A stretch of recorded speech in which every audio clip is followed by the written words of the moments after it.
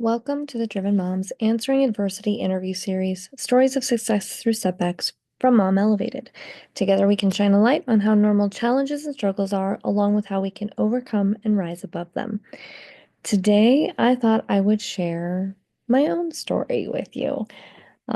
So super excited about it. First time I've done this. I've shared a little bit about myself um, in posts or through other interviews and things like that. But I thought I'd take a moment to share my own story on this platform as well with all of you. And in order to get started, I'll just do what I ask all my guests to do and briefly tell you a little bit about my story. So I'm Jessie Halvorsen. I run all things Mom Elevated, owner, founder, operator, all the things. And I started my journey, gosh, a decade ago. But I started even before that as far as adversity and getting through tough times. I feel like that was pretty much my entire childhood. But to share just a little bit about my story, I thought I would start, I don't know, just start. So when I was younger, I grew up, my dad was an alcoholic and bless him, he's I think somewhere around 20 years sober now, but that definitely impacted my childhood, right? And in second grade, he attempted to take his own life. Although if you ask him, it was an accident. So in any case, I spent my second grade year up in going back and forth from where he was at in Montana, recovering and helping him recover, and then coming back and submitting work, taking tests, getting the next week of schoolwork, and going back up and helping him. I remember playing a lot of, we had gigantic cards so that he could see them.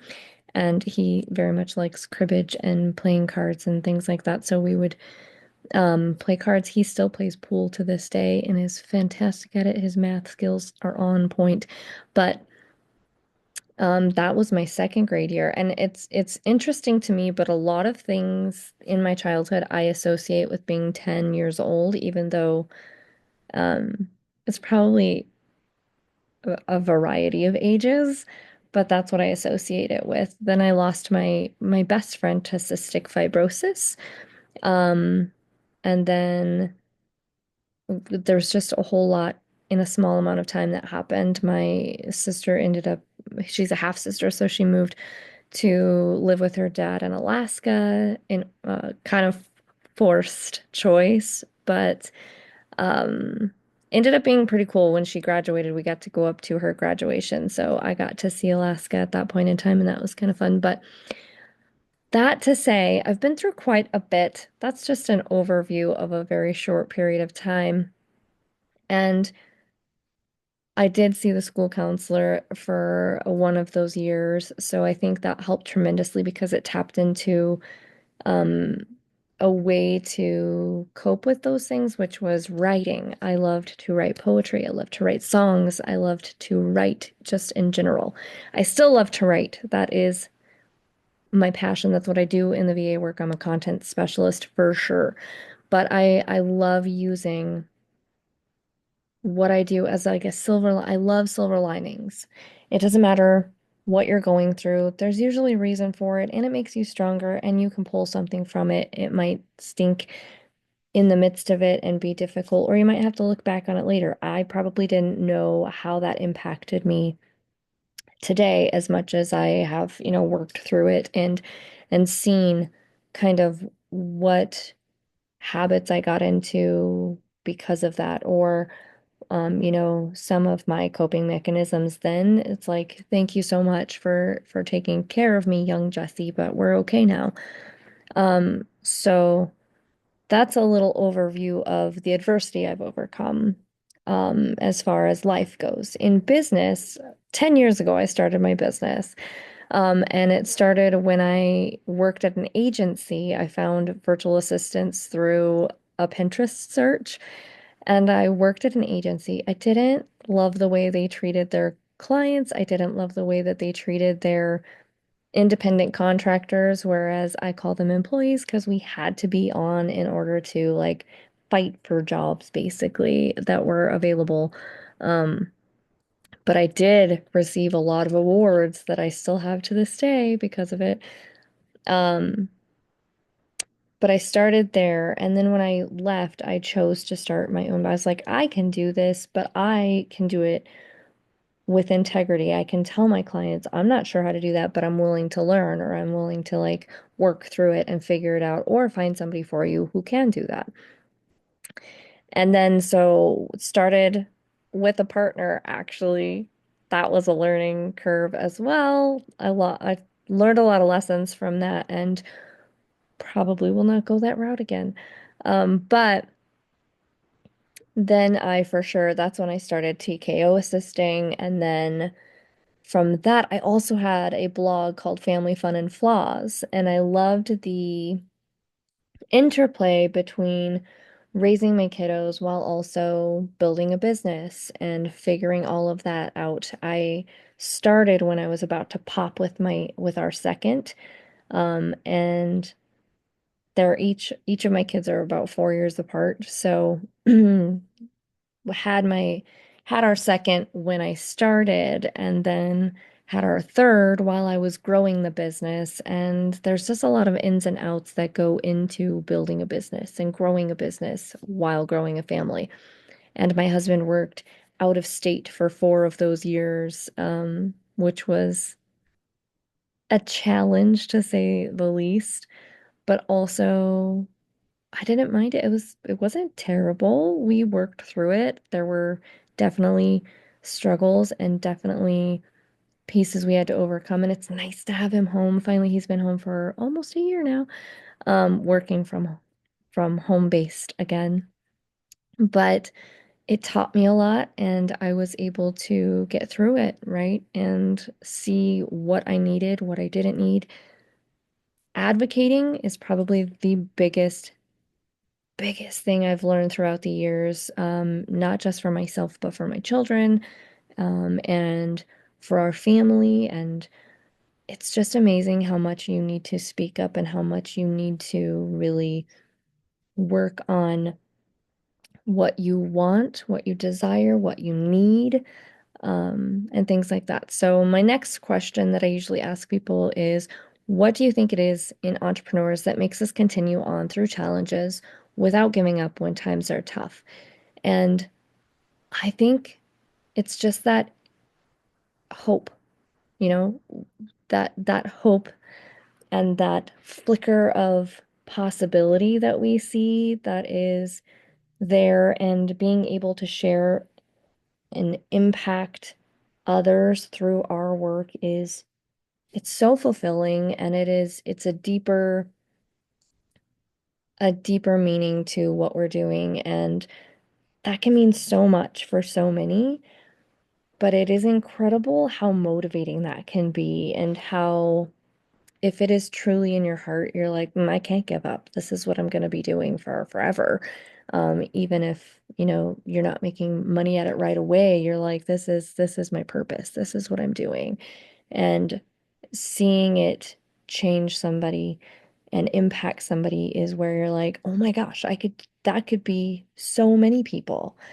So I think that potential and that hope is what really keeps that fire flaming and growing in us.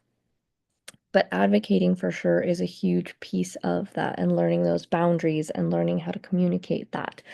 Um, it has been huge, especially our middle one goes to PT twice a week, and we go to Shriners and visit them once or twice a year. It was twice a year consistently, but we've kind of reduced to once and sometimes telehealth and things like that. But she has shown me a lot about how advocation is 100% necessary, knowing what questions to ask, knowing when to push, knowing when to just kind of let it settle, and let it be, and then knowing when to push yourself a little bit, right? So, or when to push them. Is it's man, it's a journey. It's a roller coaster for sure. What takeaway or lesson would other mompreneurs be able to use from my experience, or experiences? I would say, again, it's that advocation piece. It's really learning your expectations of things and shifting. It's what I teach everybody, right? In my Mom Elevated Everything. Whether you're working with me as a virtual assistant, as me being your virtual assistant, whether it is working in the society together in the group setting, or whether it is one-on-one with me in coaching and mentorship, what I will teach you is all of these pieces, all of these elements. It is really, really vital and important to know your goals and making them realistic and making sure that they are attainable, sometimes pushing you a little bit, but also you have those little milestones that you're gonna stay motivated and are gonna keep you, excited about what you're doing. And then there's the piece of boundaries, advocating for yourself, speaking up when you need to, saying no is a full sentence. You don't have to explain it. If you want to, go ahead, because often we feel like we need to, but know that you don't need to. No is a full sentence, and it's plenty. Nobody needs to know your reasoning unless you want them to. And knowing when to speak up and say, you know what, this is enough, or hey, that's out of the scope. Happy to do that, but this is what we need for that to happen. And keeping those boundaries in place, or knowing what needs to be flexible and not flexible, and what needs to be just set in stone. Um, and creating that space for yourself. And then the other piece of those expectations, shifting those expectations from whatever pressure you're feeling. Why? Why are you feeling that pressure? How can we alleviate that? And what does that look like to you? What expectations are you not even seeing yourself? What are you putting on yourself that you don't need to? I often um, need to reevaluate my own expectations because I get overwhelmed sometimes for things that I put on myself. I'm like, oh, my husband must be seeing this and thinking this. I don't know, I haven't asked him. And 9 times out of 10, that's not the case. I'm just stressed out about something and I need to communicate, or I need to figure out how to take care of it without it being so stressful, right? So shifting those expectations are really, really important as well. I guess that's three takeaways, but that's my main takeaway is really just it has to do with advocation and making sure goals, creating space, advocating for yourself, boundaries, and expectations are really in check. And what's the best way for others to find me if you'd like to work with me or learn more about my services? Here you are. This is one of my spaces. I do this. I have my website, which is momelevated.com. Happy to have you pop over. I have a free group, which is fantastic. We just hit 2,000 members, which is really, really exciting. I do trainings. I also do quarterly trainings in the Mom Elevated Society, which I absolutely adore. If you don't mind group settings, or if you need that community support and just accountability, that's a great place to be. And we set and assess goals monthly as well. So setting those goals, but also reflecting quarterly in the Gift Yourself Grace program is fantastic. And then there's the one-on-one mentorship with me, which is 3 months, because honestly, I think a quarter, it passes by so fast. But being able to plan and get a plan in action, that 90 days is paramount. And so my one-on-one program is 3 months, but it's working with me. You get 2 calls a month and you get Voxer access Monday through Thursday. It's phenomenal to get you set up, get you on track, make sure we have that plan. You can plan that quarter, we can plan a year if you want to. That's a stretch sometimes, but just to get things in order for you and to make sure that, again, all of those pieces are checked off.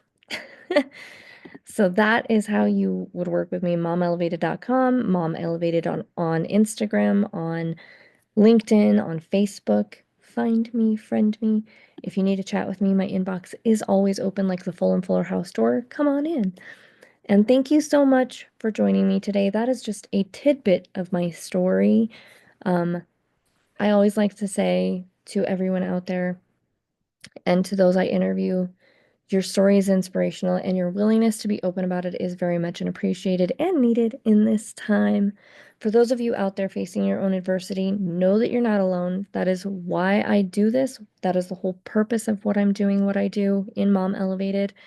When you need an extra hand or mind for brainstorming during your mompreneur journey, I would love to work with you through the Mom Elevated Society, which is what I was already talking to you about. You'll find monthly check-ins for goal setting and assessing, and so much more for both your business and your mom life, including Gift Yourself Grace. There are 36 plus guest expert trainings to tap into. I'm happy to guide you through those.